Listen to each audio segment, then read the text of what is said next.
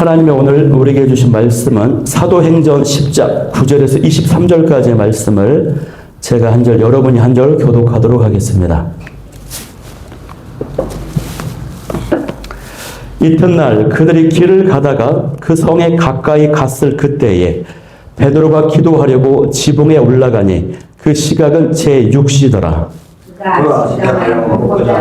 사람들이 준비할 때 하늘이 열리며 한 그릇이 내려오는 것을 보니 그 보자기 같고 내 길을 베어 땅에 들이었더라. 그 안에는 땅에 있는 각종 네 발가진 짐승과 길을 막아 보기에 하는 것이 있더라. 또 소리가 있으되 베드로야 일어나 잡아 먹으라 하거늘 베드로가 이르되 주여 그럴 수 없나이다. 속되고 깨끗되지 아니한 것을 내게 듣고 먹지 아니하였나이다. 또 두 번째 소리가 있으되 하나님께서 깨끗하게 하신 것을 내가 속되다 하지 말라 하더라. 이런 일이 세 번 있은 후 그 그릇이 곧 하늘로 올려서 간다. 베드로가 본 바 환상이 무슨 뜻인지 속으로 의아해 하더니 마침 고넬료가 보낸 사람들이 시몬의 집을 찾아 문 밖에 서서 베드로가 시몬이 여기 있으냐. 베드로가 그 환상에 대하여 생각할 때에 성령께서 그에게 말씀하시되 두 사람이 너를 찾으니 일어나 내려가 의심하지 말고 함께 가라. 그들을 베드로가 내려가 그 사람들을 보고 이르되 내가 곧 너희가 찾는 사람인데 너희가 무슨 일로 왔느냐. 그들이 대답하되 베드로는 그들로 이르고 하나님을 경외하는 사람이라. 그의 온 조숙이 칭찬하더니 그가 물과 천사의 계시를 받아 당신을 그 집으로 청하여 말을 하느냐. 함께 읽겠습니다. 베드로가 불러들여 유숙하게 하니라. 이튿날 일어나 그들과 함께 갈새 요빠에서 온 어떤 형제들도 함께 가니라. 아멘.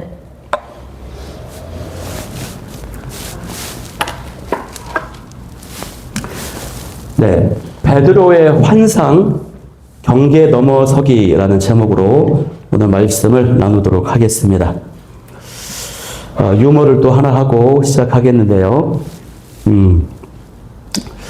새로 부임한 목사님이 미남인데다가 교인들을 태하는 태도가 너무 부드러워서 성도들의 호감을 갖기 시작했습니다.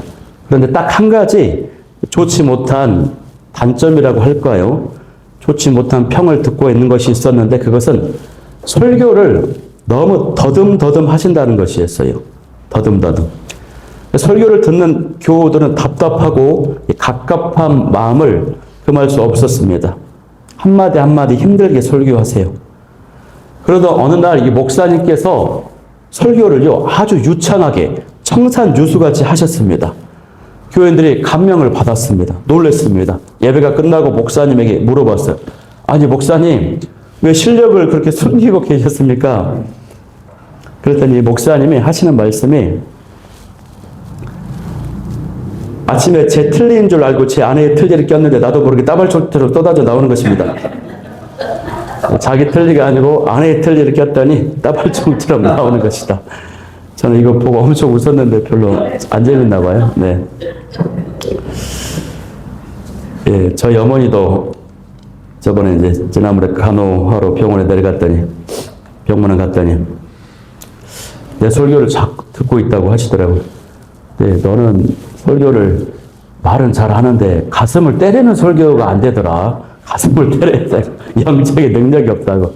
그래서 내가 굉장히 찔림을 받고 맞다고 그렇게 이제 생각을 공감을 많이 했습니다. 영적인 능력을 받아야 됩니다. 네. 네. 오늘 말씀을 이제 나누겠는데요. 우리가 세계의 역사들을 보면은 세계의 만남이라고 할 정도의 그 역사적인 만남들이 있습니다. 하나님께서 우리를 만나주시는 그거 말고 인간 대 인간의 만남인데 그 결과가요, 역사를 바꿀 정도의 영향력이 있어서 세계의 만남이라고 합니다. 예를 들면은요, 기원전 4세기경에 세계의 정복을 앞둔 알렉산더 대왕이 있었어요. 이 사람이 당대의 아주 유명한 철학자 디오게네스를 만났습니다. 찾아갔어요. 왕이. 권력과 부와 명예를 가지고 있었던 알렉산더가요, 그 철학자에게 물어봅니다. 말합니다. 당신이 원하는 것을 무엇이든지 다 들어주겠다. 말하라. 이렇게 말해요. 그랬더니 디오게네스 철학자가 뭐라고 말하냐면, 아유, 햇빛 가리지 말고 비켜 서시오. 이렇게 말하는 거예요. 그 권세와 부와 명예를 가진 그 왕 앞에 나에게 쏟아진 햇빛 가리지 말고 비켜 서시오. 그 모습에 이 알렉산더 대왕이 굉장히 큰 감동과 매료를 당했어요. 그래가지고 알렉산더가 지배하는 그 제국은 힘과 권력을 숭상하는 그런 세상이었는데, 그런 세상을 다양한 문화를 존중하고 다양한 가치관들과 철학과 지식을 이해하고 인정하는 그런 세상이 되게 만들었다라고 하는 것입니다. 미국의 링컨 대통령도요, 남북전쟁을 했는데 흑인들을 노예 해방시키는 것이 최고의 목적이 아니었습니다. 그것에는 별로 관심이 없었어요. 그런데 프레드릭 더글라스라고 하는 흑인 인권운동가를 만나가지고 노예를 해방시키는 것이 인간의 본질과 도덕성을 회복하는 것이고 최고 우선 목적이 돼야 된다라고 링컨 대통령의 마음을 바꾸었습니다. 그래가지고 이 사건으로 노예가 해방되는 엄청난 사건이 벌어진 것입니다. 이처럼 우리의 역사는요, 어떤 사건보다도 만남을 통해서 바뀌는 경우가 참 많아요. 인간의 일생도 마찬가지인데 옆 사람을 만나서 우리의 인생이 이 모양이 됐죠. 사람을 누군가를 만나느냐가 너무나 중요하고요. 축복과 기회도요, 만남을 통해서 옵니다. 특히 젊은 세대, 다음 세대에는요, 누군가를 만나는가 하는 것이 축복의 통로고 굉장한 기회가 될 수 있습니다. 그래서 우리 인생에도 우리 자녀 다음 세대에게도 만남의 축복이 있기를 소망합니다. 그런데 여러분, 우리가 읽었던 이 본문 사도행전 10장 말씀에 보면은 사람과 사람의 만남 중에서 가장 역사적이고 최고로 의미 있는 만남의 사건이 여기 들어있어요. 그것은 뭐냐면 베드로와 고넬료가 만난 사건입니다. 베드로는요, 교회와 사도를 대표하는 대표 인물. 고넬료는 경건한 이방인을 대표하는 대표 인물이에요. 이들이 만났습니다. 이 두 사람의 만남을 통해서 어떻게 됐습니까? 구원의 패러다임이 바뀌었습니다. 전도와 선교의 패러다임이 바뀌었어요. 여러분, 제가 아주 쉬운 질문이지만 아주 중요한 질문을 한번 해보겠습니다. 여러분, 예수님을 믿으면 그 누구라도 구원을 받습니까? 아멘. 그렇죠. 민족 상관없습니다. 나라 상관없어요. 출신이나 배경, 성별, 그 뭣도 상관없습니다. 그 누구라도 예수님을 믿으면 구원받을 수 있어요. 그런데 우리가 지금 가지고 있는 이 진리, 이 믿음, 너무나도 뻔한 이 사실은 처음부터 그랬던 것은 아니에요. 이것이 처음부터 그렇게 형성된 믿음이 아니라고 하는 사실입니다. 사도행전 2장에 보면은 성령이 강림한 사건으로 인해서 초대교회 공동체가 이제 형성이 됐습니다. 또 당시의 사도들과 성도들이 많은 사역을 했습니다. 복음을 전했습니다. 그런데 이 믿음, 우리가 지닌 그 누구라도 예수님 믿으면 구원받는다고 하는 그 믿음이 없었다고 하는 것이에요. 전 세계의 민족들 중에서 오직 이스라엘 민족만 선택을 받았기 때문에 자신들만 구원을 받는다 이렇게 생각을 하고 있었어요. 이것을 사도들도 그렇게 생각을 하고 있었어요. 우리가 사도행전을 살펴보면은요, 사도행전은 성령 강림의 사건으로 교회가 세워지고 교회를 통해서 복음이 어떻게 확장되는지를 설명해 주는 책이라고 했습니다. 사도행전 전체의 방향을 결정짓는 구절이 1장 8절이라고 말했습니다. 성령이 임하면은 예루살렘과 유대와 사마리아와 그리고 땅 끝까지 이르러 증인되리라 했어요. 우리가 저번에 살펴보았지만 베드로와 요한 사도도 빌립 집사의 그 사역을 도왔습니다. 사마리아 성에 가서 도왔어요.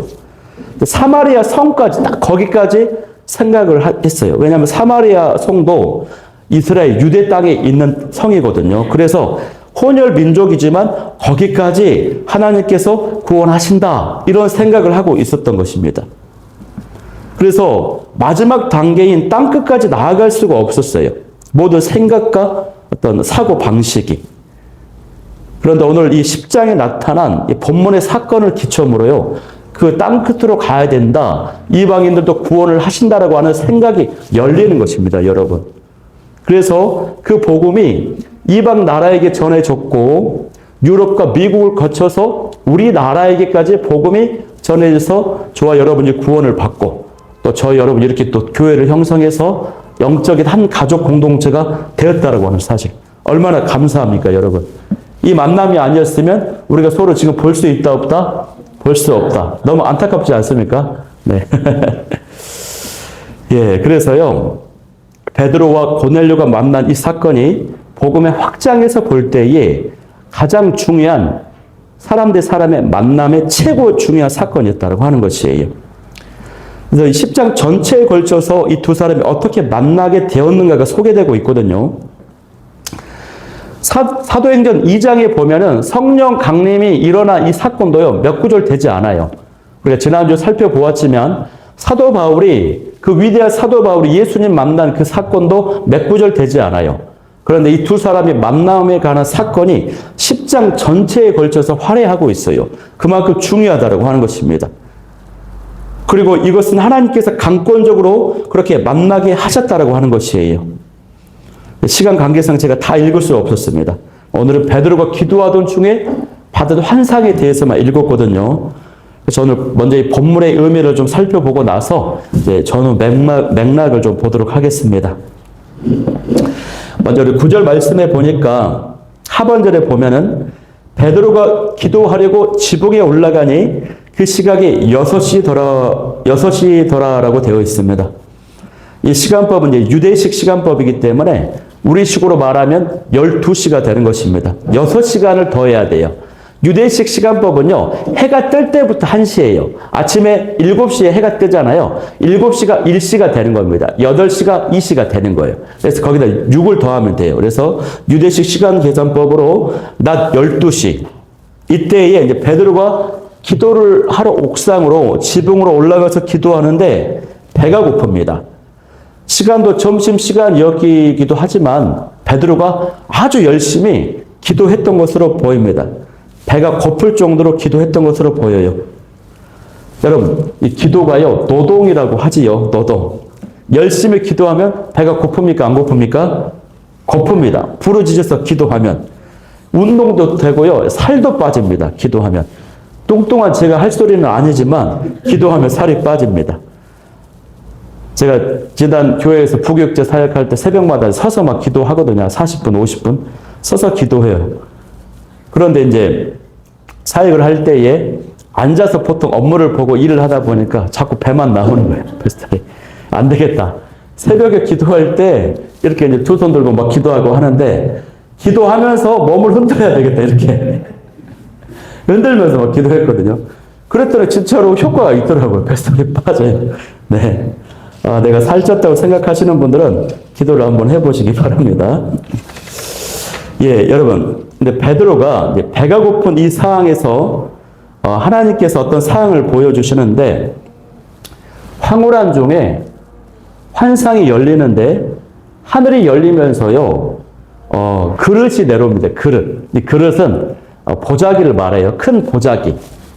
큰 보자기를 그릇인데 그 보자기 안에 땅에 있는 각종 네 발 가진 짐승과 기는 것과 공중에 나는 것들이 동물들이 다 들어있어요. 각종 동물들이. 그래가지고 그 보자기 네 깃에 줄에 매달아서 하늘에서 쭉 내려오는 것입니다. 여러분, 베드로가 처음에는 기대하지 않았을까요? 열심히 기도도 했겠다. 배도 고프겠다. 야, 음식이 담겨있는 이 그릇, 뭔가가 이제 내려오니 얼마나 맛있고 좋은 것이 내려오고 있을까 기대하는 것이에요. 그런데 웬걸 정결한 것도 있지만 부정한 것, 먹지 못하는 것도 들어있는 것입니다. 율법으로는 먹어서는 안 되는 금지된 부정한 동물들이 들어있어서 베드로가 아주 깜짝 놀랐을 거예요, 여러분. 어떤 장로님께서 인생 처음으로 7시간 집중 기도를 했어요. 어느 날 딱 잡아가지고. 그래서 이번에 이제 기도가 2시간이 넘어가니까 기도가 엄청 깊어지는 겁니다. 그리고 이제 4시간, 5시간 막 넘어가니까요. 기도하는 자신의 영혼이 막 달라지는 것이에요.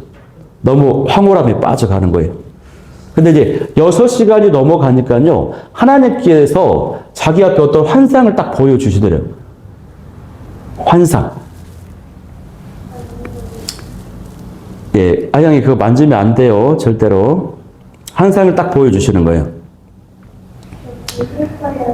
무엇을 봤냐면, 여러분, 다이소 알죠? 다이소. 다이소 가게가 딱 보이더래요. 그 안에 보니까 물품들이 여러 개가 막 전시되어 있는 거. 감동이 오길이 하나님께서 너를 위한 상급이다. 자, 여기서 하나 골라라 하는 거예요. 여러분, 명품 백화점이 아니고 어디라고요? 다이소. 다이소는 비싸도 얼마입니까? 5,000원. 네. 그래가지고 본인 딸에는 인생 최초로 7시간 집중해서 기도했으니 하나님께서 엄청난 걸 주시고 상급이 클 줄 알았는데 이게 다이소에서 물건 하나 고르라는 거야. 그래가지고 이것이 하나님 앞에서 나의 실상이구나, 나의 모습이구나 생각을 하면서 자신의 모습을 점검했다라고 하는 나눔을 들었습니다. 베드로도 이런 기대를 했을 거예요. 마치 하나님께서 13절에 말씀하셔요. 하나님이 뭐라고 하시냐면 주님께서 또 소리가 있을 때 베드로야 일어나 잡아 먹어라 하는 겁니다. 그러자 베드로가 뭐라고 합니까? 주여 그럴 수 없나이다. 속되고 깨끗하지 아니한 것을 내가 결코 먹지 아니하였나이다 라고 말해요. 그런데 여기서 중요한 구절이 이제 이어서 나오는 15절 말씀이거든요. 우리 15절 말씀을 합독해 보겠습니다. 함께 시작. 또 두 번째 소리가 있으되 하나님께서 깨끗하게 하신 것을 내가 속되다 하지 말라 하더라. 아멘. 여기서 중요한 키워드는 뭐냐면 하나님께서 깨끗하게 하셨다라고 하는 것이에요. 그러니 베드로 너는 속되다고 하지 말고 먹으라라고 하는 것이 이게 주님의 말씀이거든요. 그런데 어떻습니까? 베드로가요 정말 독해요.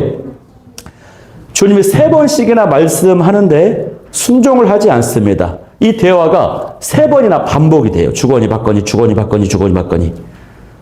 이 베드로는요 예수님이 십자가에 달려 죽으실 때도 3번 부인하더니 여기서도 고집부리고 3번씩이나 말을 듣지 않습니다. 여기서 우리가 확인하게 되는 것은 뭐냐면요.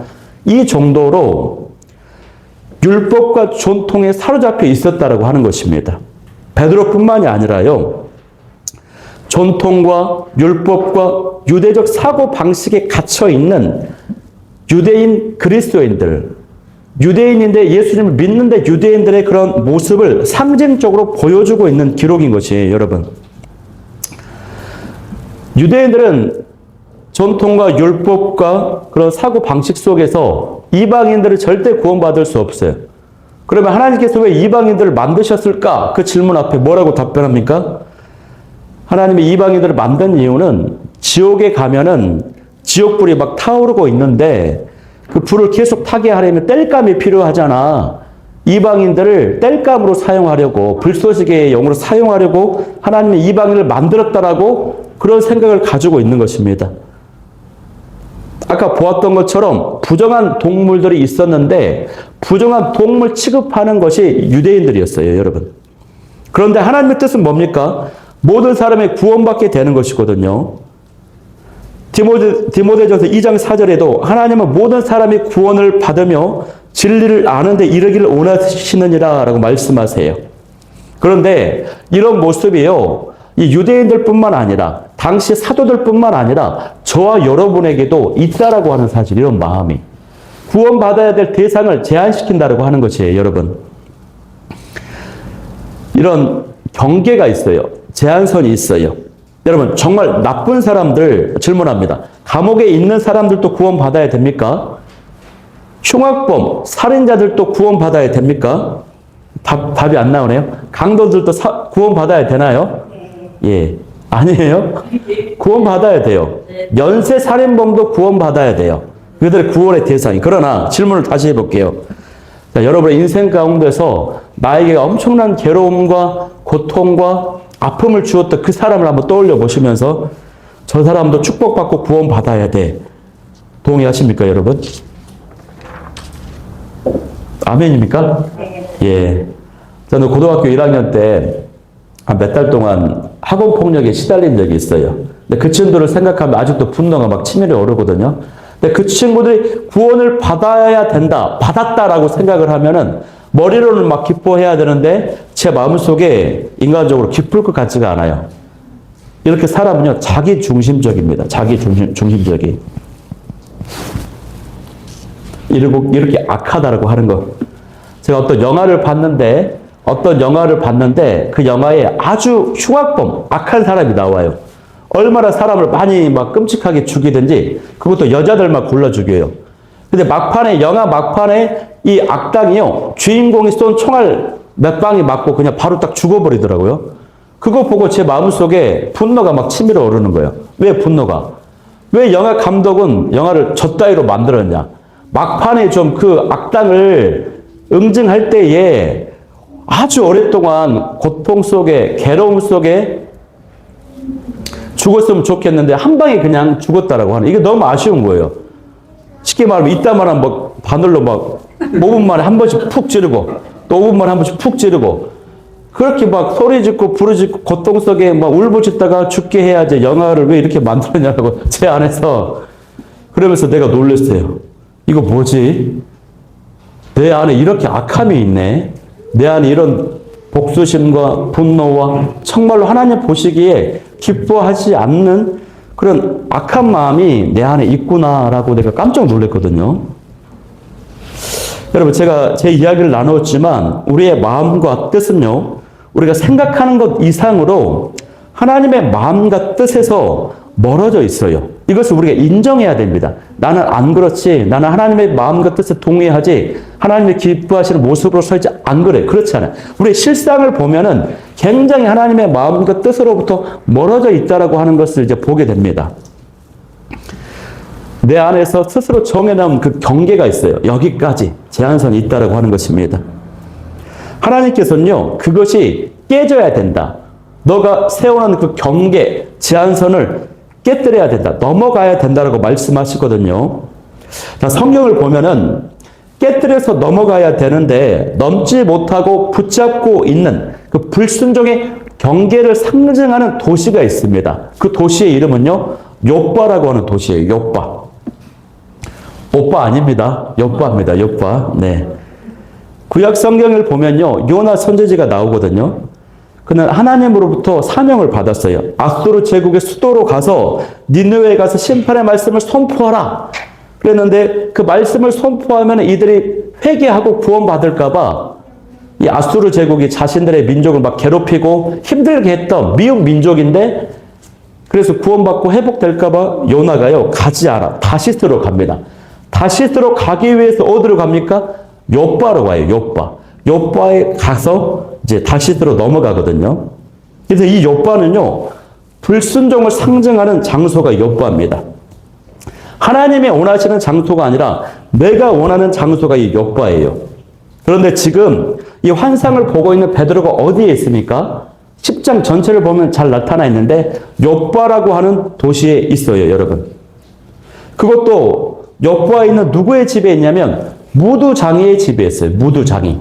이 무두장이는 어떤 사람이냐면 동물을 죽여서 동물의 가죽을 벗겨가지고 그 가죽으로 가방도 만들고 허리띠도 만들고 자파를 만드는 그런 사람. 그렇기 때문에 피를 묻혀야 돼요. 그렇기 때문에 유대인들 중에서도 가장 부정한 직업, 부정한 신분이 바로 이 무두장이에요. 무두장이.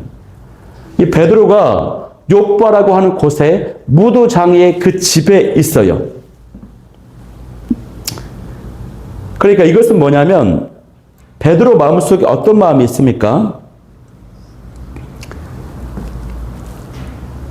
하나님은 베드로가 모든 사람에게, 이방인들에게 복음을 전하기를 원하시는데 베드로의 마음속에는 하나님, 저는요 이방인들까지 나아갈 수 없어요. 욥바까지는 갈 수 있어요. 여기가 저의 한계입니다. 그리고 욥바에 있는 무두장이까지한테는 복음을 전할 수 있어요. 유대인들 중에서 가장 부정하고 부정한 무두장이에게까지는 복음을 전해서 구원시킬 수는 있어요. 그러나 그 이상은 안 됩니다. 이방인들까지는 갈 수 없습니다. 이런 모습을 지금 베드로의 그런 고집을 보여주고 있는 것이에요, 여러분. 그런데요, 이 놀랍게도 이 무두장이 이름이 뭡니까? 시몬이에요. 시몬. 베드로의 이름이 뭡니까? 시몬이에요. 베드로와 이 무도장의 이름이 똑같아요. 베드로는 사도였습니다. 교회 지도자였고 말씀을 가르치는 아주 거룩한 인물이었어요. 근데 하나님 보시기에는 베드로 너의 모습과 많은 사람들이 부정하다고 여기는 무도장의 시몬과 너와 베드로 똑같아. 내가 볼 때 똑같고 똑같이 부정한 거를 거룩하게 해서 구원시키는 대상들이야 라고 보고 계시는 거예요. 하나님이. 그래서 하나님께서 깨끗하게 하신 것을 속되다고 하지 말라 하신 것처럼 하나님은 부정한 무도장애를 구원하셨고 부정하게 취급되는 이방인들도 구원을 하기를 원하셨다라고 하는 사실입니다. 여러분.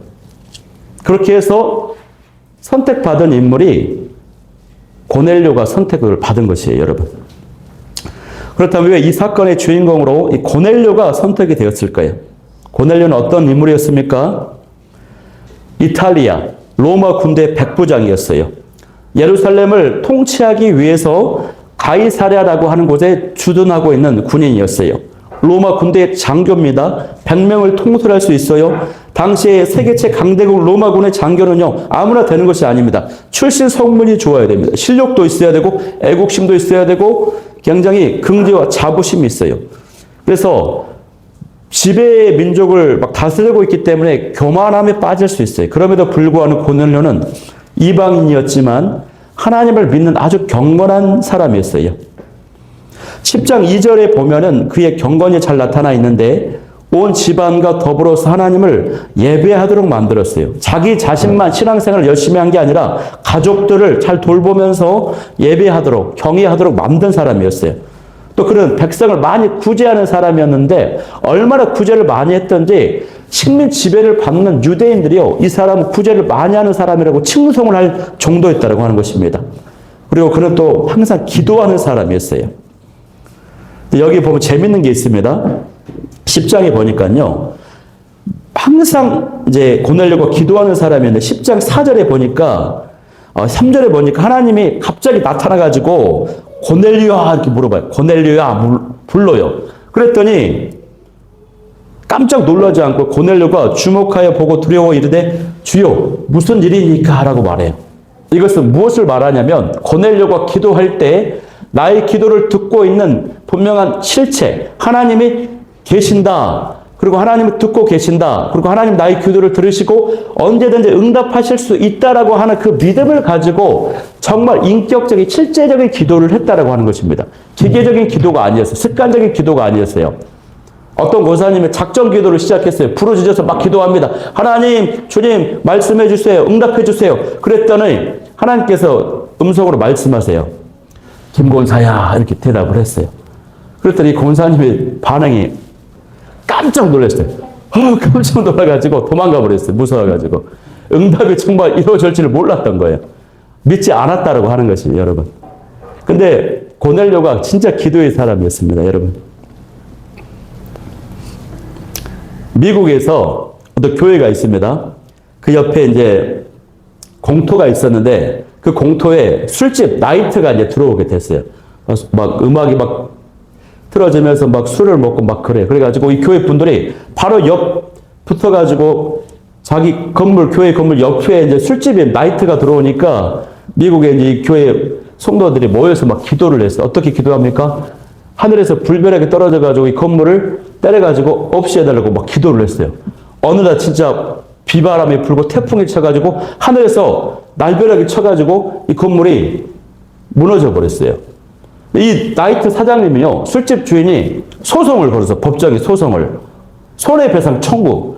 저 교회에서 기도해가지고 불 떨어져가지고 망했다. 기도해서 우리가 손해를 봤으니까 손해배상 청구 민사 소송 들어갔어요. 근데 이 교회 기도할 때 그분들 아니다. 우리 기도해서 응답이 된 게 아니다라고 법정 공방이 벌어졌어. 하나님 믿지 않는 이 나이트 사장님은 성경의 역사를 들여다보면서 기도는 반드시 응답된다. 역사적 인물들 소개하면서 기도는 반드시 응답된다. 이 교회에서 아니다. 우리 그렇게 능력 없다. 우리 기도 응답 아니다. 법정 재판이 벌어졌어요, 여러분. 기도 진짜 응답이 됩니다, 여러분. 그런데요. 하나님께서 이 경건한 고넬료의 이 구제와 기도를 받으시고 이제 구원하시기로 작정을 하셨습니다. 그래서 하나님께서 이제 주님께서 고넬료에게 이제 지시를 합니다. 욥과라는 곳에 사람을 보내서 베드로라고 하는 사람을 데리고 와라. 고넬료는 베드로를 한 번도 들어본 적이 없고 본 적도 없어요. 갑자기 천사가 영문도 모르고 이유도 없는 그 질문을 하니까 이제 지시를 하니까 순종을 합니다. 하인과 부하를 종종 데려오게 만들어요. 그래서 고넬료는 베드로가 오게 될 것을 믿고요. 자기 집에 가족과 친척과 지인들을 다 모두 불러놓아 놓고 종종하게 기다립니다. 만약에 베드로가 오지 않게 되면요. 어떻게 돼요? 체면이 무너지는 것이고 난처하게 될 수 있는데 믿음으로 순종하고 그 행동을 했어요. 이렇게. 다음날 베드로는 오늘 우리가 읽었던 본문에 이튿날 기도하는 가운데 이제 보자기에서 동물이 담긴 그 환상을 이제 보게 되는 것이에요. 여러분, 우리가 이것을 볼 때 한 가지 깨달아야 돼요. 뭐가 깨달아야 되냐면, 하나님이 어떤 계획을 진행하실 때에, 그래서 이제 베드로가 이제 고넬료가 보낸 사람들의 이제 자초지정을 듣고 고넬료 집에 찾아와서 이제 말씀을 전하고 이제 기도를 해주자 성령이 임하셔갖고 이제 구원을 받게 되거든요. 그러니까 하나님께서 어떤 계획을 하셨는데 고넬료에게도 가이사라에 있는 고넬료에게도 이제 역사하시고 또 다른 지역에서 베드로에게도 역사하셨어요.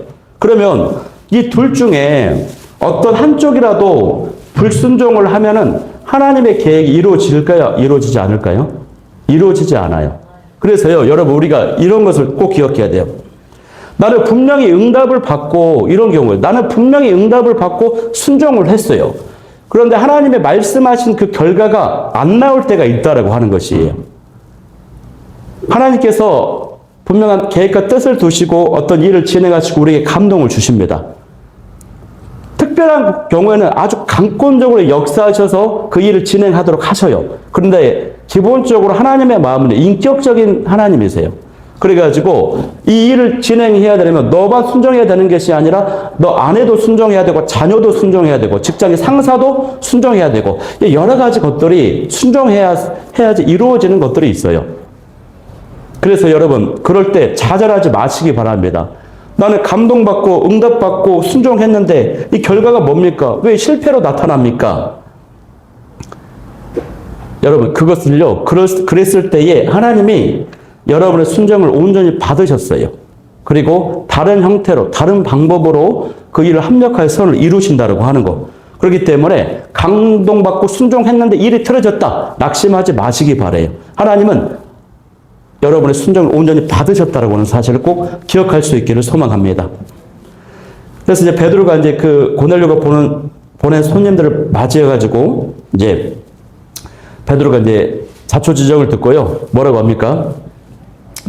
자고 내일 가자고 그래요. 자기 집도 아닌데 자고 내일 가자. 자기 집도 아닌데. 그래서 이제 고넬료가 경외하는 자세로 가족들을 기다렸고 만나서 이제 구원받게 되는 이 사건이 이제 10장에 기록이 되어 있습니다, 여러분.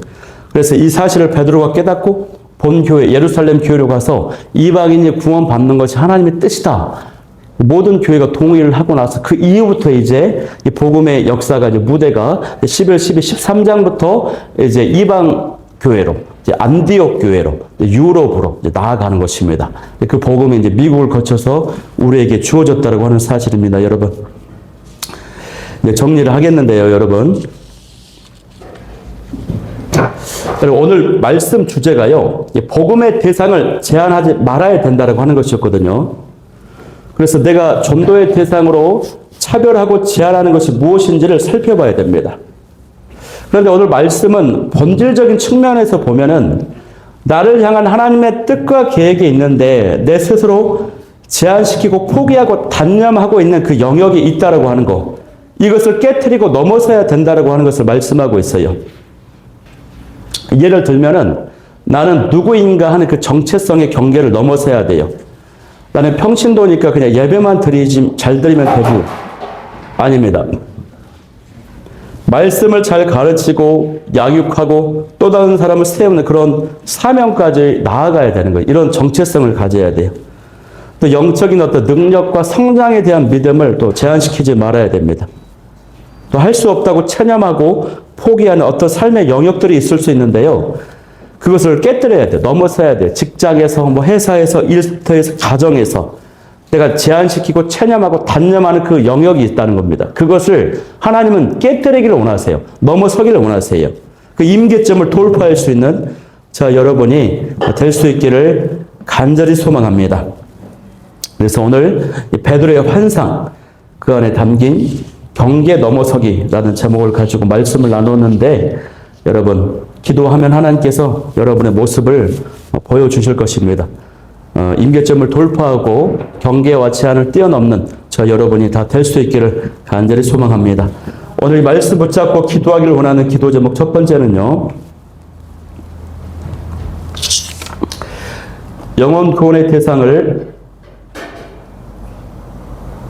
영원 구원의 대상을 제한시키지 않게 하여 주옵소서.